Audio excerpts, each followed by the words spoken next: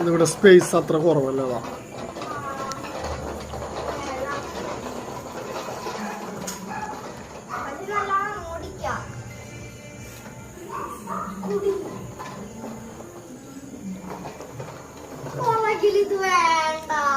അയ്യോ അത് നല്ലതല്ലേ, ചായ ഇരിക്കാൻ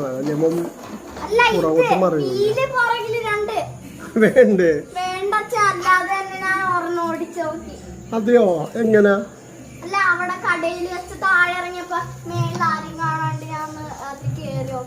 കുറച്ച് കഴിയുമ്പോ മോനെ പ്രാക്ടീസ് ആയി കഴിയുമ്പോ നമുക്ക് മാറ്റാം.